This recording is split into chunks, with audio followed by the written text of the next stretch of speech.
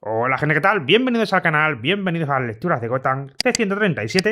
Mi nombre es Roberto y esta semana os traigo reseña de este tomo que tenéis en pantalla, Batman Spawn Guerra Diabólica.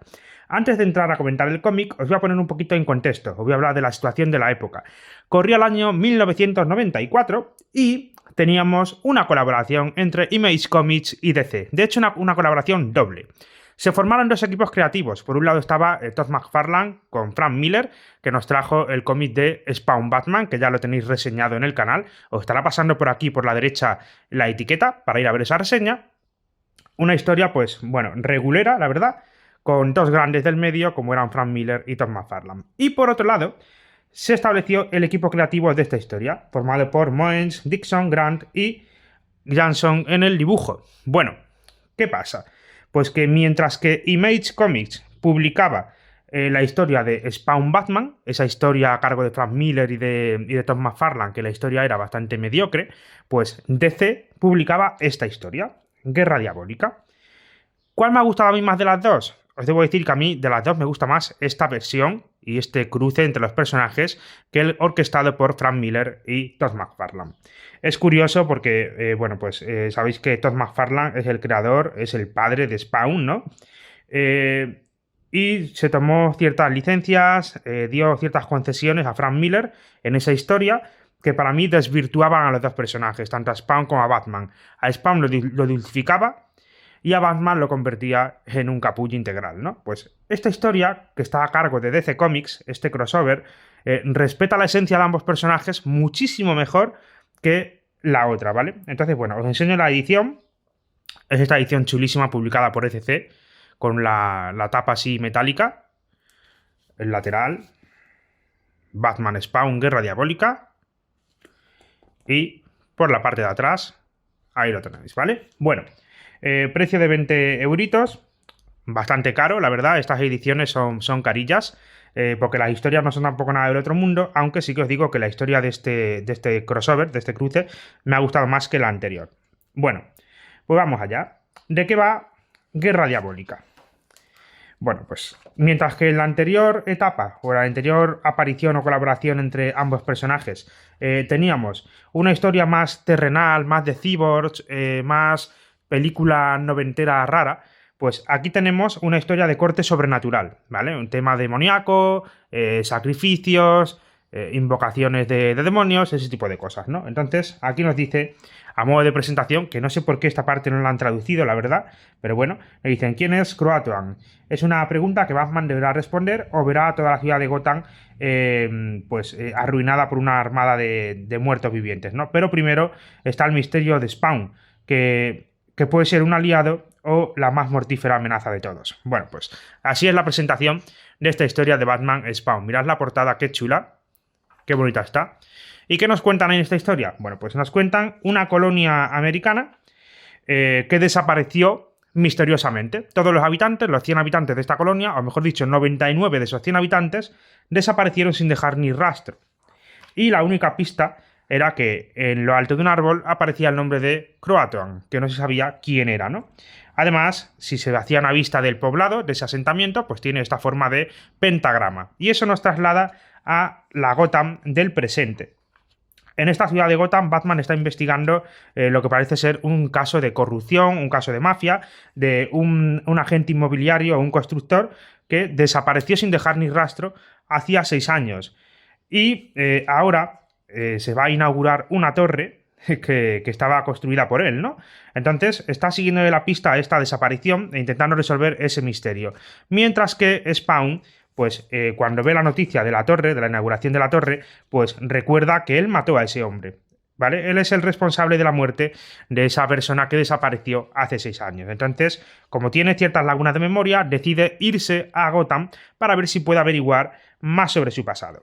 Bien, esto hace que los dos personajes vayan a Gotham. Bueno, Batman ya está en Gotham, de hecho. En el otro crossover era al revés. Batman se iba a Nueva York y en este es Spawn el que va a Gotham, ¿vale? Bien. Pues bueno, simplemente tenemos una historia en la que, como os digo, Batman va a estar investigando este caso. Spawn se siente atraído por la maldad que hay en el sitio, en Gotham y en esa torre concretamente.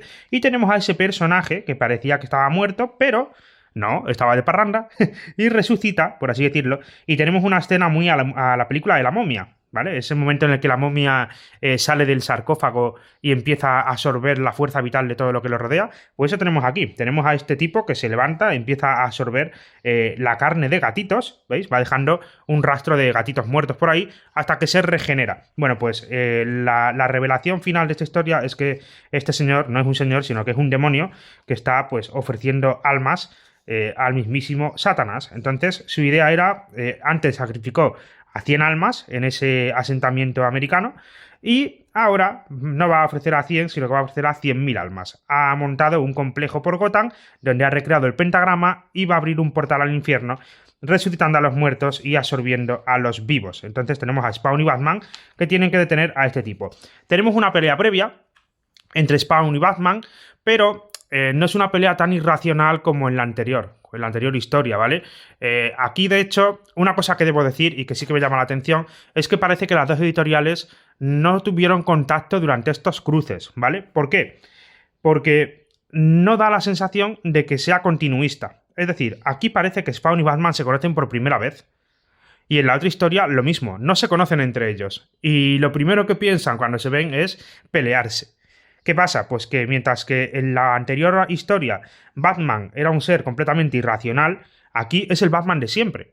Y aquí es Batman el que vence la pelea. ¿Por qué? Porque el traje de Spawn le traiciona. Sabéis que el traje de Spawn está hecho de necroplasma y es una sustancia viviente, tiene su propia voluntad. Entonces el traje limita a Spawn y le impide matar a Batman, lo que hace que Batman pueda ganar la pelea, ¿vale? Es decir, tendríamos a dos mortales enfrentándose a fin de cuentas, porque Al Simmons pues no cuenta con los poderes que le confiere su traje, ¿vale? Entonces en esa pelea sale victorioso Batman, es el que apacigua las aguas y se ponen a investigar juntos, oye, ¿qué está pasando aquí? Vamos a verlo, ¿no? Y al final, pues obviamente consiguen vencer al villano y tenemos a Spawn sirviendo, bueno, a Batman, mejor dicho, sirviendo como motivación para Spawn, ¿vale? Spawn ve en Batman el héroe en el que se quiere convertir, ese héroe que lo entrega todo por su ciudad sin esperar nada a cambio, ¿no? Entonces, bueno, es una historia que ya os digo yo que respeta bastante mejor la esencia de ambos personajes. Tenemos a Al Simmons atormentado por sus pérdidas de memoria, por sus lagunas, por su pasado como sicario, ¿no? Como mercenario, mejor dicho. Y tenemos a un Batman detective investigando un caso y, por supuesto, limitado cuando se enfrenta a criaturas de corte paranormal, como es este demonio de Croatoan, ¿no?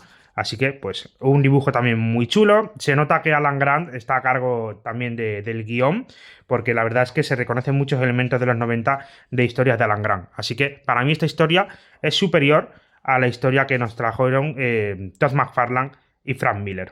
Así que, bueno, poco más os puedo decir de esta historia. El dibujo sí que es verdad que me gusta más el de Frank Miller y el de Todd McFarlane, el de esa historia, que claro, estaba a cargo de Todd McFarlane y es un dibujo mucho más molón, ¿vale? Que el de Jansson.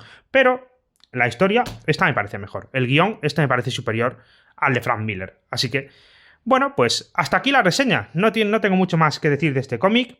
Si no lo habéis leído, os lo recomiendo. Es una historia entretenida, es una historia autoconclusiva y es una historia que está bien. Está bastante bien, la verdad, para la época. Se deja leer bastante bien. Por cierto, tiene un detalle muy curioso esta historia y es que hablan de la demolición del World Trade Center, ¿vale? Es decir, las Torres Gemelas.